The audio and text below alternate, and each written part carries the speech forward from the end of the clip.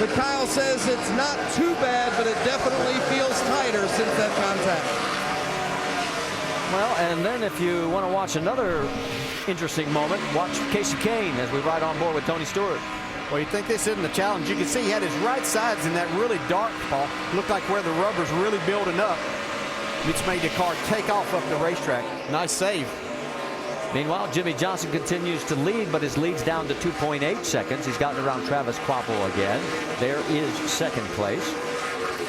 Joey Logano is 5.9 seconds behind the race leader. Let's get an update from pit road. Dave Burns. On the leader, Jimmy Johnson. He's had very good comments about this race car all day long. And remember, his 5 wins here make him the leader among active drivers. But what about his record following a bad week? Did you realize that there have been 7 times in the chase where he has finished 25th or worse, similar to last week? The next week, 3 times, he's won the race. That's a pretty good stat, Marty. Yeah, it is. I mean, they've got plenty of stats to back up those 4 championships. Yeah. There's quite a few. All right, we mentioned Mark Martin had gotten back on the lead lap on his own. Guess where he is now? If you are a Mark Martin fan, get out your T-shirts, your flags, wear them proudly, because Mark is up to the 11th spot, and it's like the Mark Martin we knew from last year. He has taken this car and moved it up 31 spots, Jamie Little. Well, this car has been tight, but he has been up on the wheel the entire race. His pit crew is getting the job done. Remember, after qualifying, where he had a 3rd place qualifying effort, they did not pass inspection. The right rear shock exceeded maximum allowable pressure, and Alan Gustafson said it was an honest mistake. They were very disappointed. They feel like they just can't catch a break this year. But guys, this run from 42nd up to 11th right now has got to make the team feel good. And he still has just a tick under 150 laps to be able to even crack the top 10 and maybe even the top 5. And he is right now in 11th, 14 seconds behind the race leader, and that is Jimmy Johnson, who leads by 3.1 seconds over Kyle Busch. So another pit stop sequence about to occur as the laps continue here at Dover. And last time around, well, it's been very physical for some and very scary for some others. Stay with us. We've got a lot more coming from the Monster. Welcome back to the AAA 400. Make sure to go to NASCAR.com for all your latest NASCAR information. Jimmy Johnson has stayed out as pit stops have started here. Another cycle on the green flag. A.J. Allmendinger has already come in. Points leader Denny Hamlin is running 7th. And as you can see, Greg Biffle, he has made his pit stop, and he is now in 26th position right now and shown 3 laps down. 42 of Juan Pablo Montoya has made his stop. He is running back out. And let's go to Dr. Jerry Bunch. Kevin Harvick on for his pit stop. The car very, very tight. Chassis adjustment, air pressure adjustment, 4 Goodyear tires, being very deliberate. We've heard a couple of guys leaving tires loose. He is down and away. Jamie.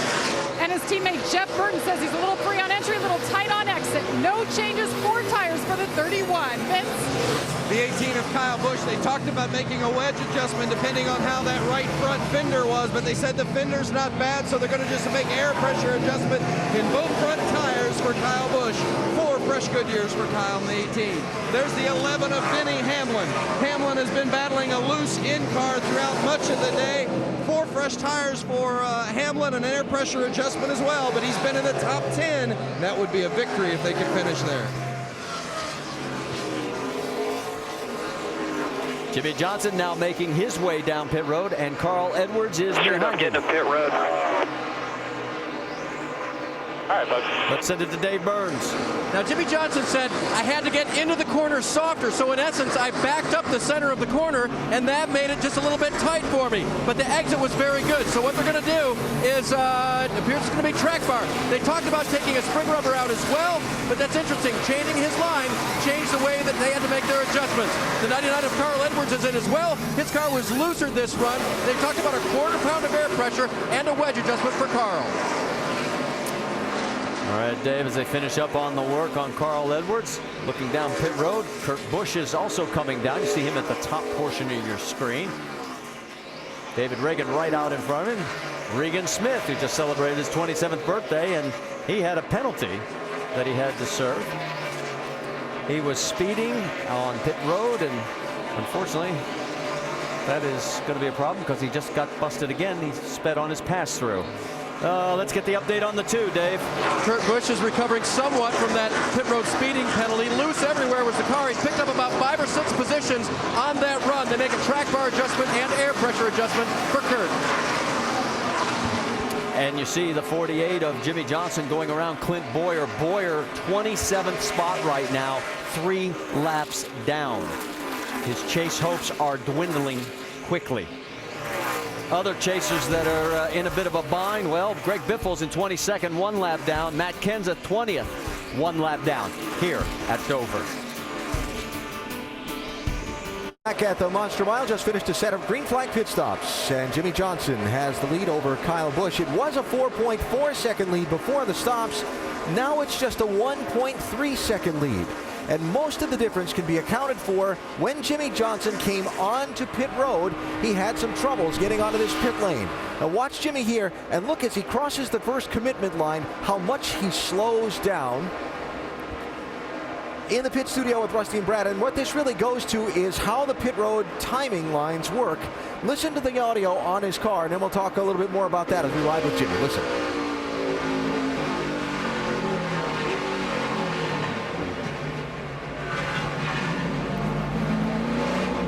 Yeah, Alan, right there. He just obviously thought he'd come in pit road way too hot.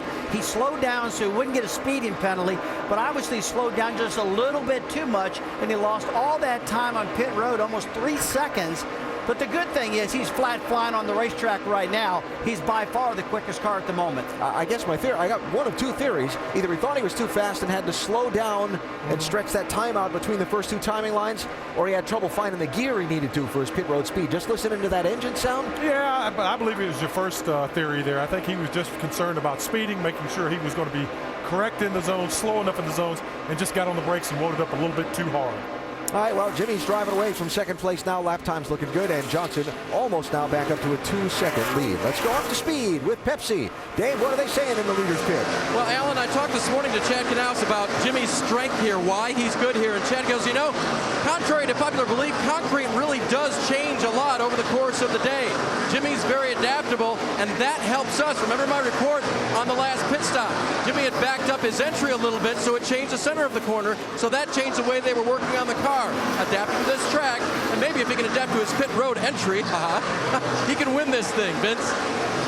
Well, Kyle Busch won this thing in May. Can they do it again today? Well, Kyle says the car is pretty good. He said, I'm not quite sure how to make it go faster, though. That's what he needs. He likes the balance of the car right now, but he just doesn't quite have the speed that he wants. They dodged a bullet with that wall contact. Very minor damage on the right side. Doc?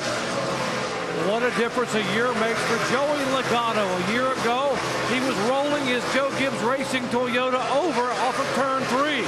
Today, he is rolling along here in 3rd position, trying to get his first ever top 5 at Dover.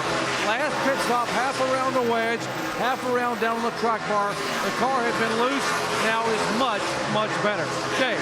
Hey, Doc, Carl Edwards maintained that 4th position throughout the round of pit stops. He did ask right afterwards, hey, Bob, did they make that adjustment in the right direction? It seems a little bit looser. Remember, it was loose. He said, yeah, bud, we sure did. And then just a couple laps later, Carl said, yeah, okay, yeah, it's good, it's good. Jamie?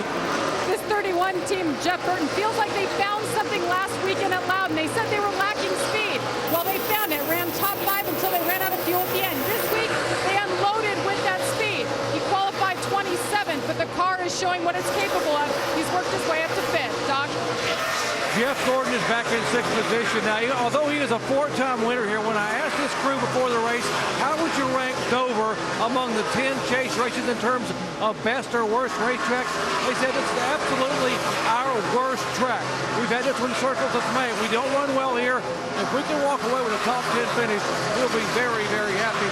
They have done a lot to tighten the car up. Wedge, track bar, air pressure, it is getting better. They might get a top 5. Vince. Well, you could almost say the same thing about the 11 and Denny Hamlin. They know that this is their worst track, certainly their worst in the chase. But they had a good run here in May, finished 4th, and they thought if there's anywhere near that kind of finish today, they're going to walk out of here with the points lead. So far, the car's been loose most of the day, but Denny wanted no